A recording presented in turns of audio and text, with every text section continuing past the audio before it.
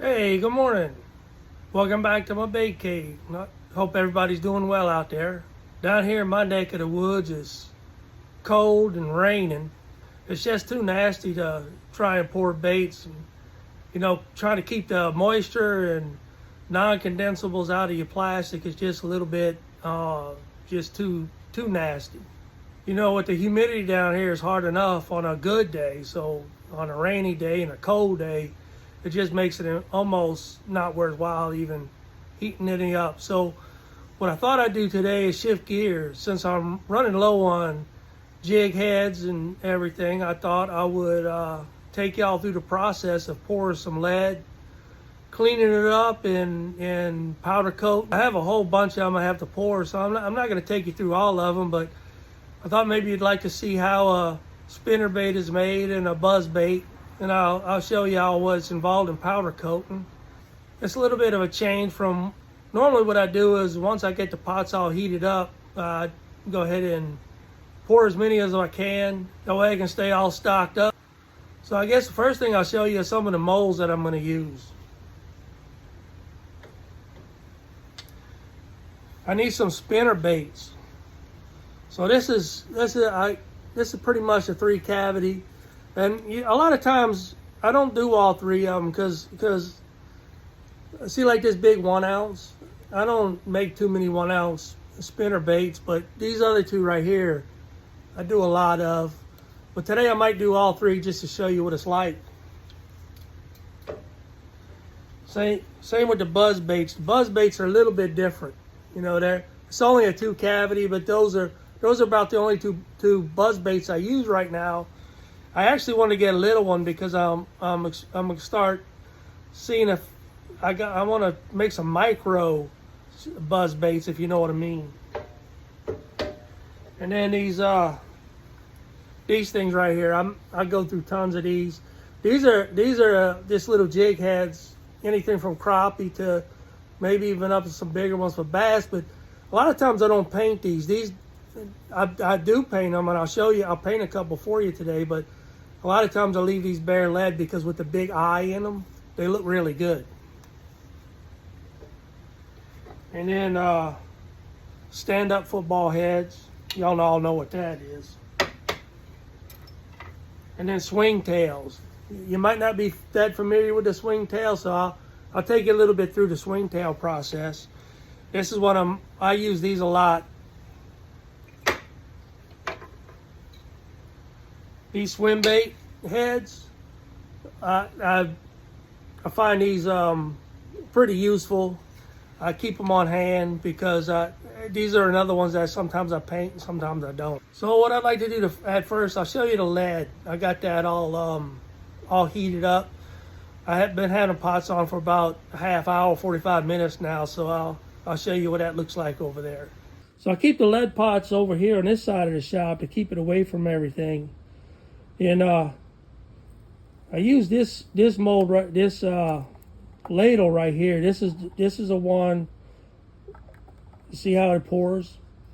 This is the one you need for swim baits and buzz baits on that type of a mold. And then in this one, this pot right here is for all the rest of the molds. It just pours right into the tops of them. I didn't mean to do that, but anyway, y'all get the gist. All right, so here's a setup on the buzz baits. Ever since I found these pre-bent forms, it saves me a lot of time. I used to have to bend these all myself, which it's a little time consuming. And I got a real good bender, so this is kind of is capable of making this form, but it is, like I said, it's something you got to sit down and just bend forms all day. And so on this 1/2 inch buzz bait right here, I like these. I'll show you these 4-aught hooks. And this is how they, it hooks on there like that, and then the lead actually encapsulates that hook right there, so it stays hooked. Now what I like to do, to that, just because these preforms aren't quite. When I used to bend them myself, I had a little bit of tighter, better fit right here. But just going with a pre-bent form, I find it very I don't know the right word for it, but I like to make that fit better, just a little tighter. I'm not doing good because I'm trying to keep it on camera and not pinch my finger at the same time. Let me just do it off camera. Okay, so there we go. I just try to get it to snug down on it like that a little bit. See, that way that hook won't come off of there. It won't come off anyway, but I just feel better doing it that way. You know, I'm probably old and set in my ways. And then for this 3/8 ounce slot, the same exact form fits in it, but I go down to a 3/0 hook. Get these from Barlow's Tackle. I just buy.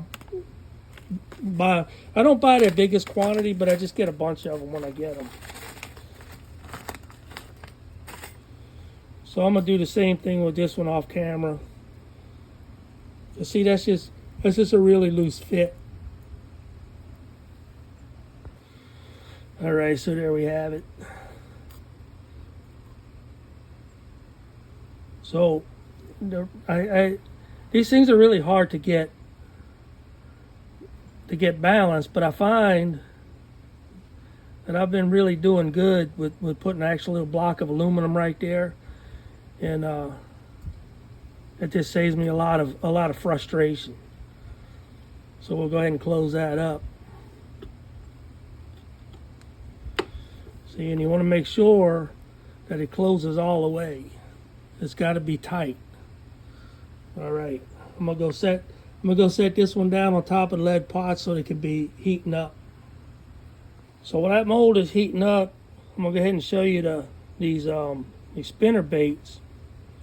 Same thing. These are some more pre-made wire forms that I found that I like. I used to not use pre-made forms because I didn't like I like these twisted at the end. I always twisted mine like this, versus the ones that I used to be able to buy. If I wanted the pre-made ones, they had that open slot right here. I don't know if you know what I'm talking about, but let me get that focus. Let's see, these don't want to focus well, but I always twisted mine. But now lately I've been finding these forms already twisted, so saves a lot of steps not having to twist that form. And the same thing as on these, I use a 5 and a 4/0 hook. So the only cavity I use a 5/0 hook in is this 1 ounce.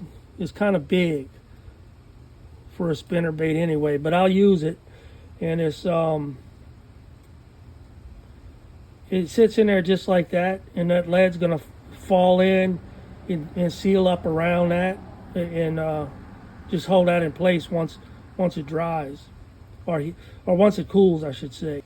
And then both of these, the 3/4 ounce and a 5/8 ounce, it'll just take a 4/0 hook.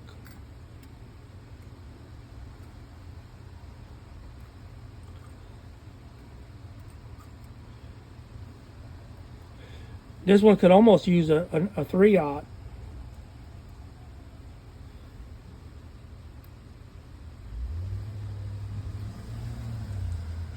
See, that is a pretty big 4/0's a pretty big hook for this, isn't it?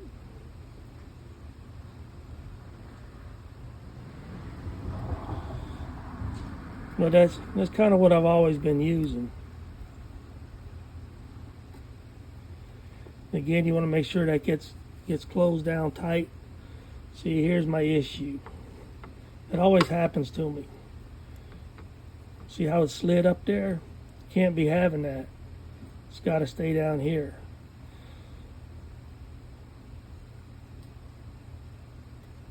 Got to stay low like that. because you want this hook up down here in this meaty part of the head. See, that's too far up for that one too. So since I've been using these pre-made forms, they want to do that. It don't fit as tight as the wire. I guess it's a little bit slightly different size wire. So I'll show you what I have to do. So here's what I have to do. I get this blue tape right here. It don't really stick that well. It sticks good enough for this. And I don't get up in there where it's going to be a sealing surface, but I get right below it. I come across it like that and stick it down. It's this a trick I learned out of necessity when I started using these pre-made wire forms. I'm gonna have to look into the company I bought these from and see if they might have a little bit bigger wire. First, I have to figure out what size wire that is and see if they got something a little bit bigger. But this, just make sure it closes tight. That solves all my problems. That's a little workaround. That's just a little workaround. But you just got to make sure it closes up really tight.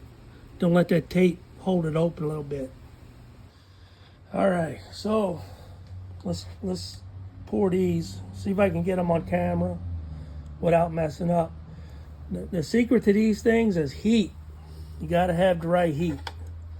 You want this mold as hot as. Hold on, I'm missing a tool. You want to get this mold as hot as you can. Scrape this slag off the top. You know, from way back in my reloading days, I know, and I haven't done it with this, but I don't know if any of you guys out there know this, but this slag, it grows on the top of this lead just because of the heat. But you know, if you take a little bitty piece of candle wax and drop it in there, it'll tin that lead back up. And that slag will go, most of that slag will just go away. It'll join right back into the lead. Got to get this thing hot so it'll pour good. And then I'm gonna see if I can do this without messing up.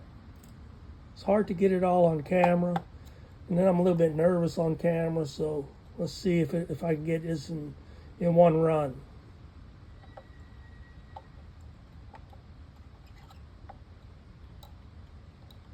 I think that worked good. We'll see.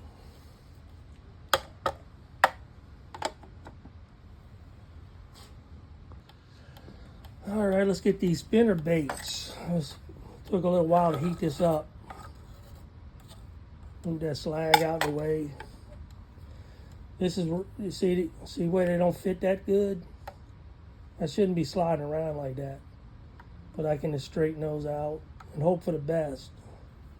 I'll try to keep this as straight as I can and keep it on camera.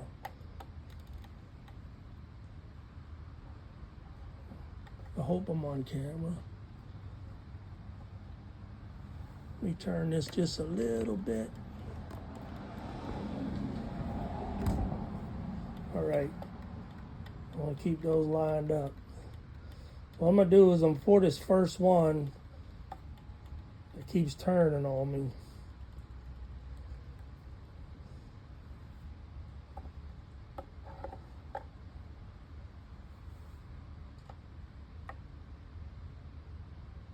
Get that straight. I'm only going to concentrate on that first one right there. Oh, damn it. Here we go. It's going to be ornery.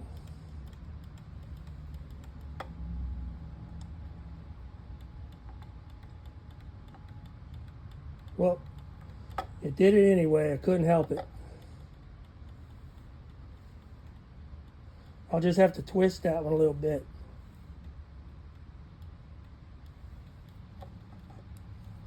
That's probably what I should be doing anyway.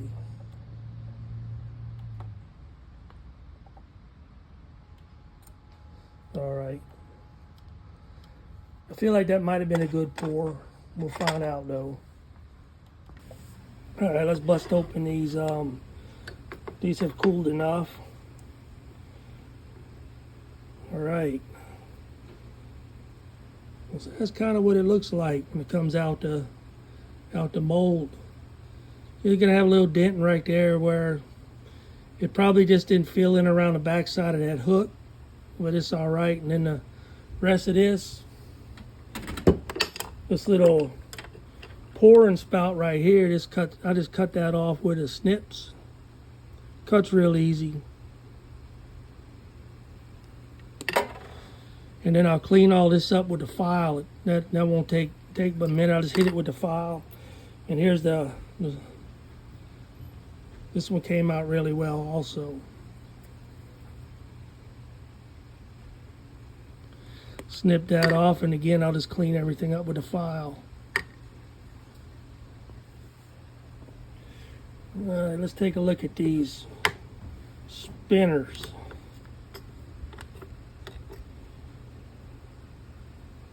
All right. So that's pretty much what you're looking at.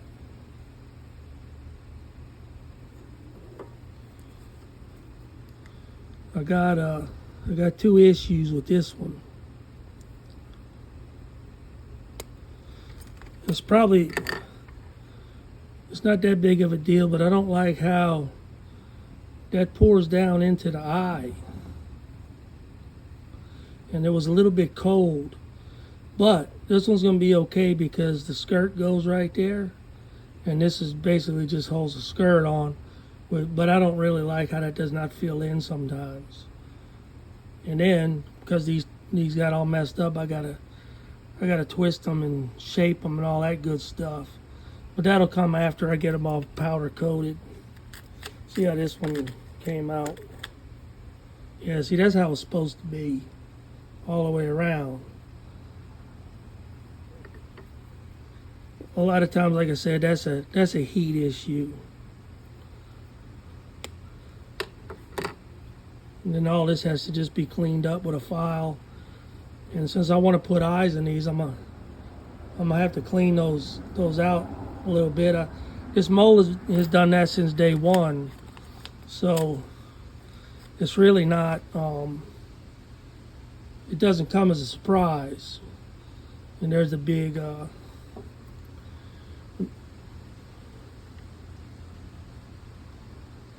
This is the 1 ounce. I don't use too many of these 1 ounce ones. These are pretty big.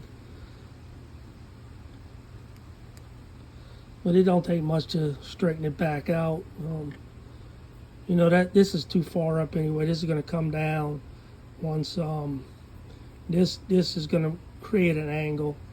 Once it's all powder coated and all that, and I'm ready for the final touches, I'll bend this up right here to bring this over the top.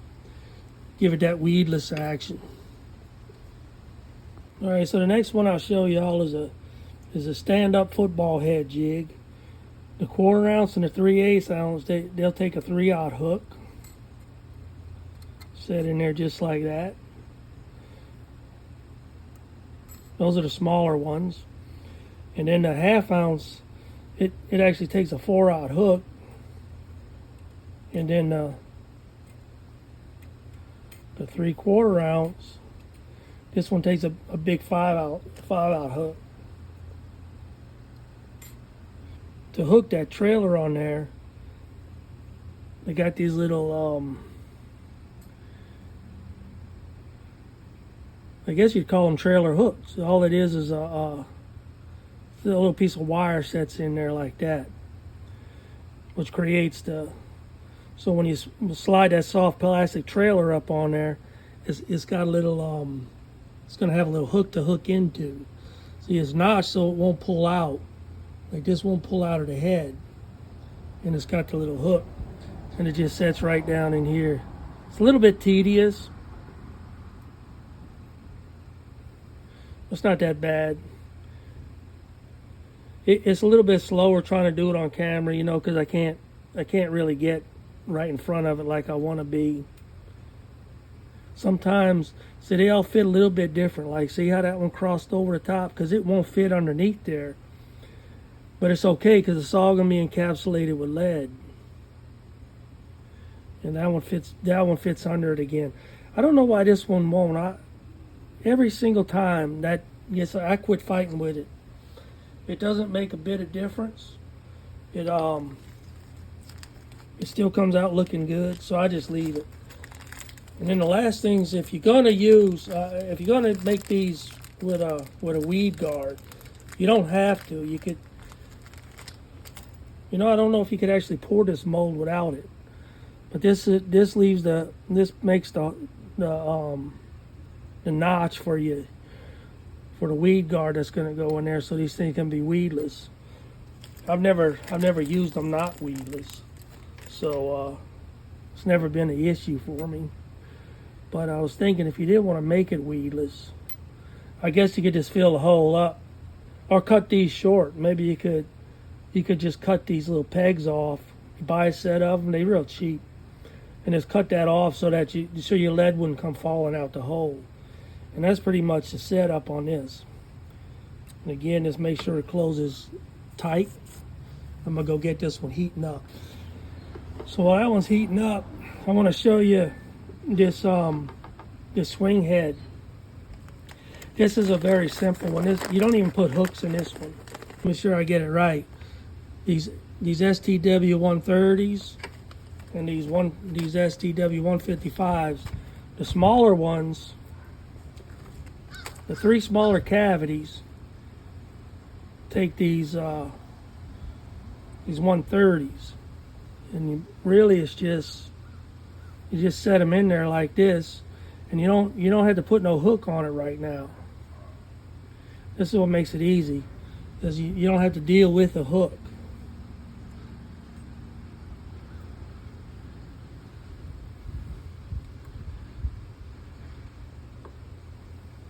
I think that fits. That one right there might take a 155. I'm not sure. Well, I'll see when I get to it. And then the top 3, I know, take these bigger ones, and they're gonna sit in there like this. And see, let me show you how this is. See where the hook goes is actually left open. So later, afterwards, you can put whatever hook you want on there. This can actually be bent so that you can put whatever design hook you want on it. So yeah, see, that fits close to that. So I got those in there right. But the setup on this mold, that's it right there. It's simple. And now it just got to be heated up and ready to pour the lead. Done. Very cool, right? All right, let's see if I can get a good pour on camera. There's the football heads.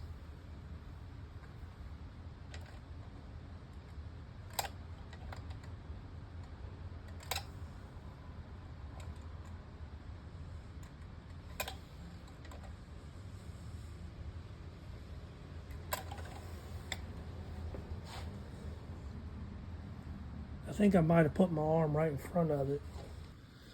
All right, let me try to show you these swing heads a little better. I don't think I did a good job on the football heads.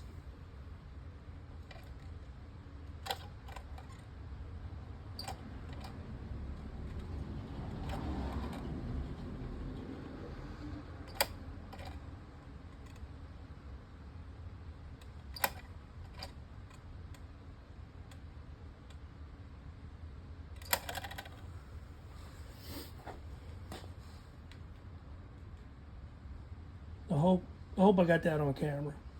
Okay, these football heads have cooled enough. We'll pop them out.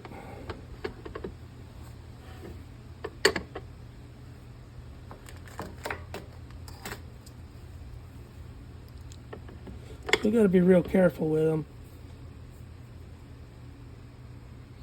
So that's pretty much what they look like when they come out the mold. So, of course, this part has to be snipped off. And then you just kind of Twist that weed guard a little bit, it'll come right on out. Just like that. And there's a setup for the weed. Let me get, oh, it ain't focused. I don't know why. There we go. Leaves this little hole for the weed guard. Okay, well, I got a lot more lead to pour, but I don't want to be boring everybody, so I'm going to do that off camera, and I'll bring you guys back when I'm ready to do some powder coat. Well, hey, good morning. Welcome to day 2. Unlike yesterday, today is nice and dry. The sun is out. It's cold, but it's a beautiful day. This is the kind of day we need for pouring baits, but I want to get this powder coating done. Those jigs I poured yesterday, I got it yesterday after I cut the camera off. I continued to pour a lot of lead. It should last me a while now. You know, every now and then I'm gonna have to pour some individual ones. All right, I'll show you all the equipment. There's quite a bit of different things you can use, but there's some things you have to use. Like the main thing we're gonna need is a heat gun. You almost can't powder coat without a heat gun. I wouldn't say you can't, but I believe that this is a main piece of equipment. This is just one off Amazon. They don't have to be very fancy. The other thing you don't have to have is a fluid tank or liquefaction, whatever the right term for this is. You don't have to have it. You can use. You can just use a throwaway brush, and I'll show you how to use these if you want. If you just want to go this route. Okay, so let me get started, and I'll show you what everything, what all the equipment is used for, and how you do it. It's very simple. You'll be able to do this at home very easily. Oh, the one more thing I wanted to show you. A lot of the powder paints that I use, almost all that I use, but a lot of them out there are going to require a little toaster oven to cure the paints. It normally, like the stuff I use, it takes, they say anywhere from 15 to 30 minutes on 350. So that just gives it a rock hard finish. If you just want to use a heat gun, you can. So the heat gun itself will actually cure the powder for you, but it just won't be that really hard resistant coating. So the other thing that's very optional is the heat shrink. You can go on Amazon and buy this little tiny heat shrink, and all that does is you just cover the eye like this. Instead of powder coating that eye, it just covers it and protects it. It's not necessary. In fact, on the football heads, I don't even cover those. I just let the powder coat cover the eye, and then I'll make sure that the eye is open before I put it in the oven. So the best way I find to use the whole heat shrink is I just cut it in like little tiny sections like this. Let me not let them fly all over the place. You know, just cut it. Let me fire up the heat gun.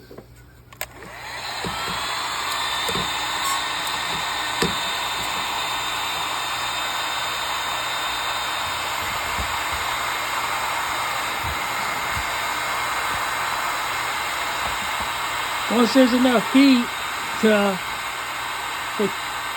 activate the heat shrink, it's just as simple as I just hold it on there with a little tweezer. Make sure it wraps all the way around. And if you got a little bit too much hanging off the end, you can just snip it a little bit. And that's it. Very simple. All right, and the next step is the fluid chamber, or the fluid pot. If you if you choose to.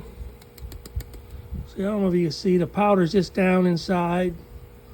I made these. These are really cheap. You can buy them. Probably work a lot better than this if you buy one. But I wanted quite a few of them, so I decided to just put it together. Now, the upgrades I'm going to do to it is, way back when I made these a few years ago, I could only find these little tiny plastic valves off Amazon.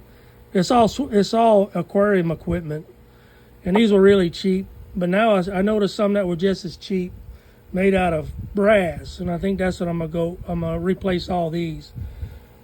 The pump itself is just the cheapest aquarium pump that I found on the internet. And then I don't know if we can get a good look at that. Once you put the air to it, the powder starts rising up. I maybe got to shake it a little bit so I get you over the top of it. See, then you start seeing all little volcanoes coming up. And I don't know if you could tell, but the whole pile has risen quite a bit. It's that's about how I like it. The powder coat, you know, it's nice and fluffy. It's aerated really good. There's a scientific name for that, and I think it's called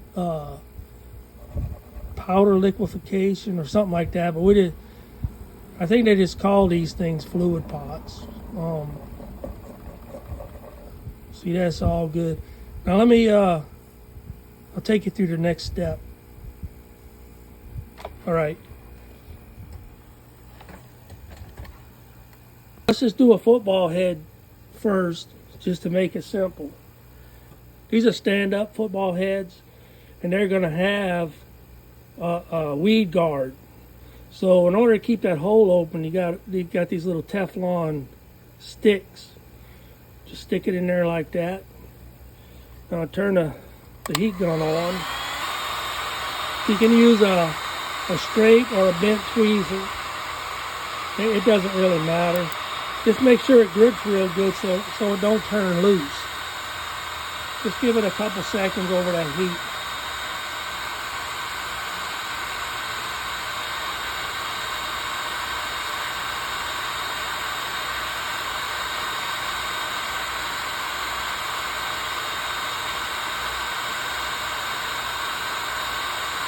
All right, now you got a little heat to it. Come back over here to the fluid pot. And just dip it in very lightly. Don't take a whole lot. And then what I always do is I just heat that so I can see where it's going. See, so that's perfect. Now, if I decide, let me turn this off so you might can hear me better. So if I would decide that this was all I wanted and I wasn't going to put it in the oven, then this is pretty much done. Take this out. You kept that hole clean just like it was supposed to. So technically this will dry and be strong and it'll work. It's just not as hard or tough as it can be after it's baked in the oven. And it's having a hard time focusing, but you get the gist. Let me show it to you in the sunshine. I don't know why it won't focus on this, but you get the idea.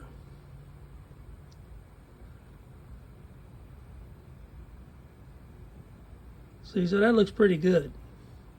It's all covered, nice and smooth. Really nothing to it. So now that it's cooled off enough I can handle it, I'll just go hang it in a rack in the oven until I get a whole bunch more done, and I'll be ready to bake it. Well, I'll do one more for you with the heat shrink on it in a liquid pot. I don't want to bore you with too much of this. I got a whole bunch of these to go through today.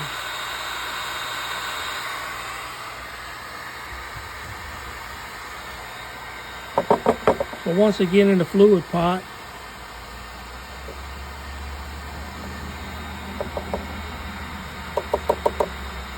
really good coverage. You can pull this out at this point if you want.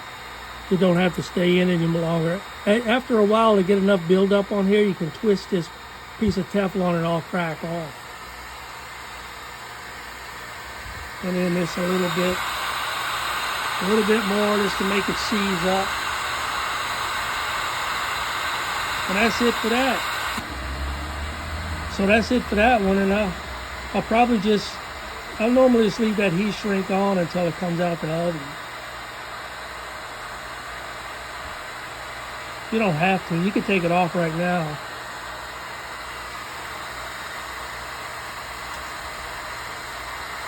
It comes off pretty easy.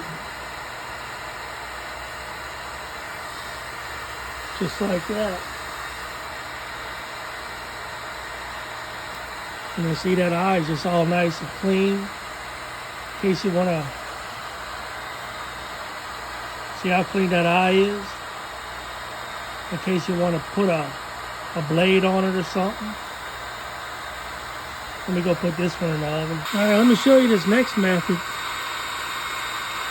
without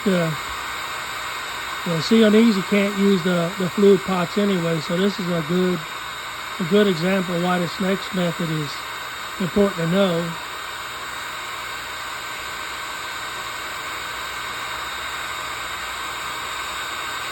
Get that nice and heated up. And this is a good one to use too that it didn't fill in. I'm going to fill that in with a little powder coat. I think I told y'all yesterday, sometime I would take the time to pour a little super glue in there. But after a while I realized that was a step I didn't need to do.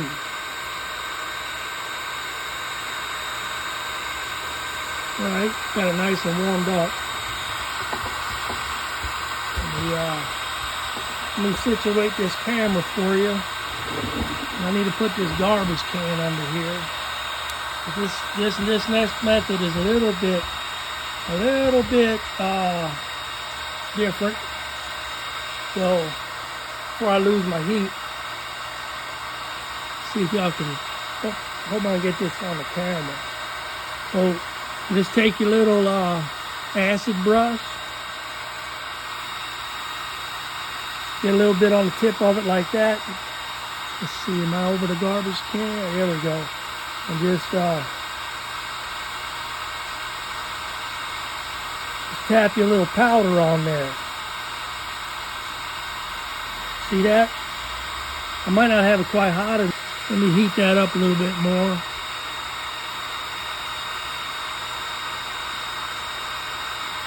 All right. So I kind of got it to flow a little bit.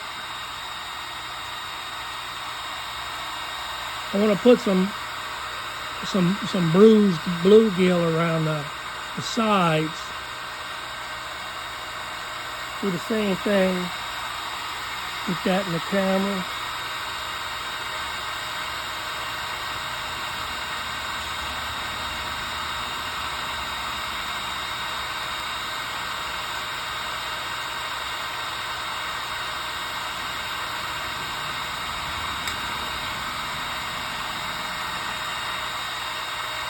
Maybe a little bit more.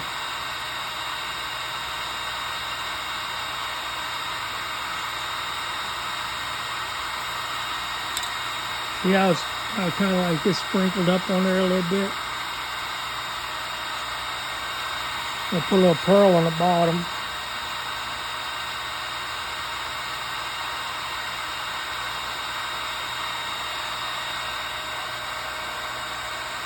Put a little bit more on top.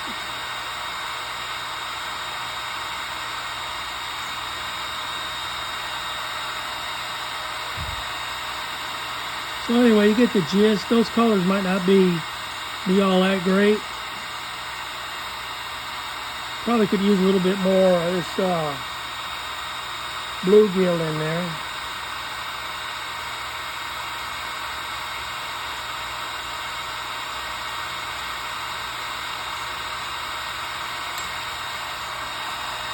Just kicked in. So anyway, you get the gist. From here down is going to be covered by a skirt, so you don't really worry about anything past the edge right there. Let me go put this one in the oven. Okay, so that's the basic principles of powder coating. I got a lot more to do this morning, so I'm going to go ahead and finish these up and get them in the oven, and I'll bring y'all back when I'm ready to do that. All right, so I got about everything in here that I could fit.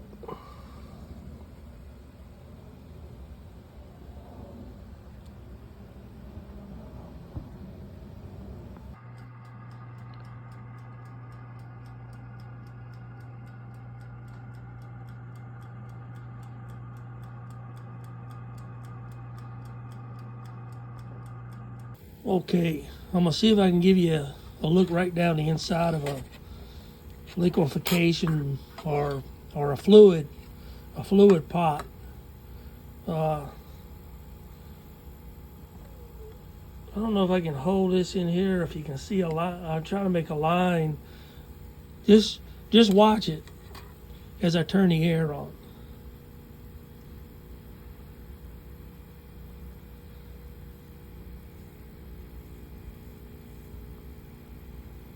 See, it's starting to come up a little. It's a little too much. See if I can get them little volcanoes to go down. Gotta shake it a little bit every now and then. You see that? See it coming up? Climbing up the side walls.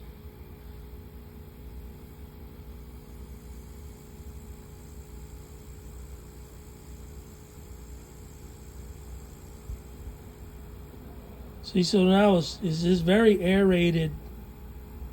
It's still dry, but it's aerated like liquid. See how that?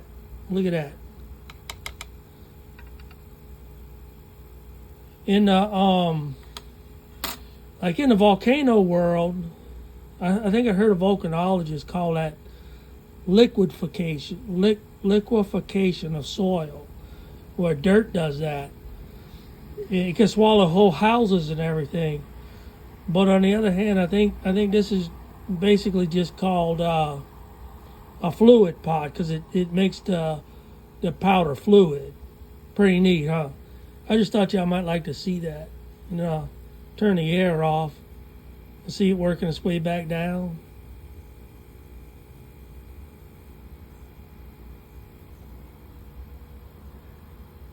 Well, anyway, that's kind of cool, huh? It's almost like a science lesson, and it's all back to its normal height. That's the best I can really do with powder coating as far as small things like jig heads.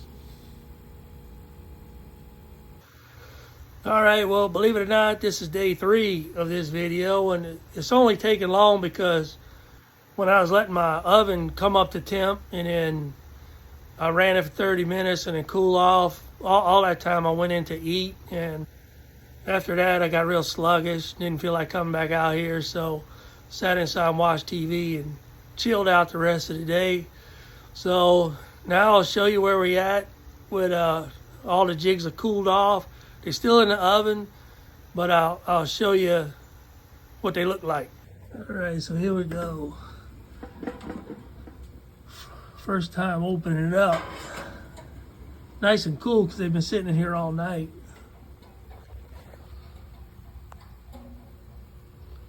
Oh, they all look done.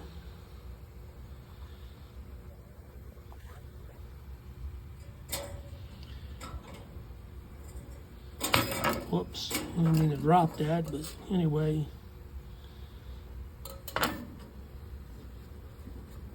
Let me get one of these spinner heads out of here.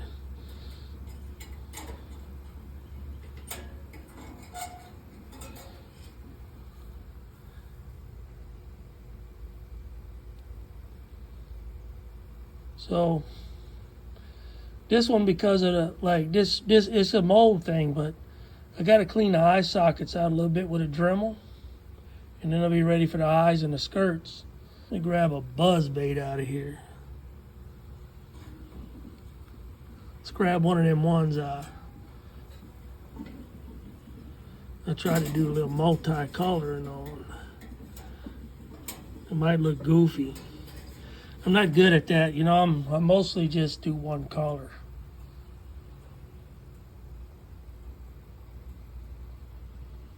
Try to get that focused.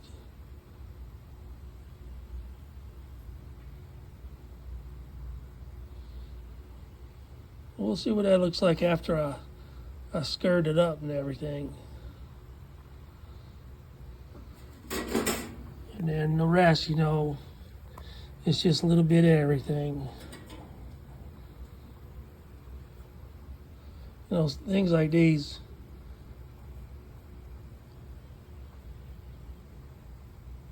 This could get a blade on it. I'm not sure what I'm gonna do with this yet. It's a swim jig. I may put a weed guard in it and let it go as a swim jig, or I might put a blade on it. Now these swing heads almost all get blades. I don't really fool around with swing heads too much any other kind of way, except like every now and then if I'm desperate for a punch jig, I'll use one of these. So they actually work pretty good as a punch jig, but they're mostly good for bladed swing head jigs. I might show you one of those if I got time in this video. So anyway, that's the gist. These are all ready to come out. And like I said before, this is about 1/4 of what I used in 2024. So kind of expecting the same thing in 2025, maybe even more. But I don't like to do this stuff so often. I kind of like to spread it out a little bit. All right, well, it's about time for me to wrap this video up. I didn't get a chance to tie any jigs up or put skirts on anything. I have to save that for another day. It's just going to run too long. You know, I don't want to get one of them long-winded, boring videos going. There's a couple things I wanted to show you before I call it a day. Amazon ran. So you remember I was talking about replacing these black plastic aquarium valves with the metal ones. Well, I got the metal ones. Yeah, so remember the black ones. See, these are plastic, so I just kind of drilled a hole and stuffed it in there. That's not even tight, but it's enough to seal it off. But with the metal ones, I had to drill a hole a little bigger. In fact, it's a number 5, a metric size 5 drill bit that makes a perfect hole. It fits tight, and then a little bit of super glue around the edge, and it's perfect. And this valve is a much easier valve to regulate the air pressure. Like I can have it wide open to start off with, and then it's just easy to like find a better angle to control the air pressure to all the way off. I tried it already. It's a lot easier than the old plastic ones. And that's about all there is to that.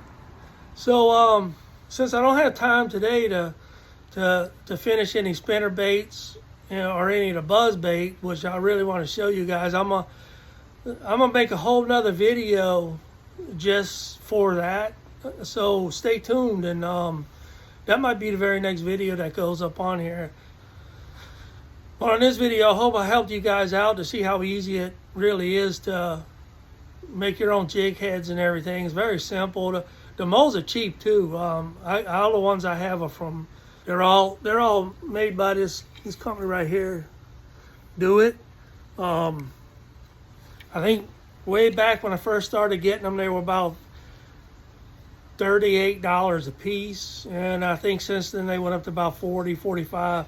Haven't bought one in a while, but for what I use them for, they're good quality. There's a couple jig heads that I would really love to have, and don't make the mold. So right now I'm in the market to find another company.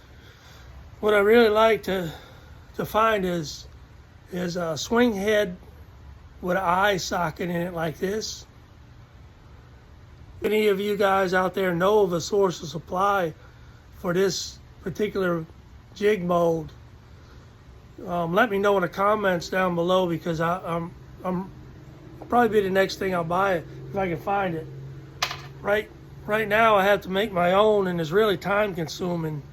These are the ones that I build on my own. It's almost the same thing, but not quite. And this takes several steps. I have to first. It's a swing head. It's a football mold that I have to shave. I had to shave down. I'll show you. Instead of trying to explain it, I'll just show you. This is called a football swing head. I'll start out with that right there, and then I have to bring it to the milling machine and shave the tips off until I have it down to the size, to the thickness I want. And then I have to, while it's still in the mill, I have to actually, this is a 1/4 inch. I have to take a 1/4 inch bit and run it down in there to make the eye socket. So you can see it's time consuming. I don't really produce a whole bunch of these. So I would really like that mold. I think that's about it. I had a whole bunch of other stuff I want to tell y'all today, but this video is getting really long-winded. So on my next video, I'll go over putting the blades on the spinner baits and the buzz baits, and then maybe I'll put a few skirts on a few things and show you how I do that. So anyway, thank you guys so much for tuning in. I'm your old tired veteran. My goal is to get all you guys out there watching to make your own lures, your own jigs, your own everything, so you can get out there on the water with your own equipment. There's nothing better than catching a fish with something you made. The excitement is just unbelievable. And then last but not least, I'm gonna tell you to get out there and go fishing, and take them kids fishing. Teach them how to fish, and most importantly, you fishermen out there, be the reason why young kids believe there's good people in this world. And until next time, I hope you guys stay safe. I know there's another Arctic blast coming down through the country, and try to stay warm. And all right, then that's enough ranting for me. I will see you guys soon. Cut off button.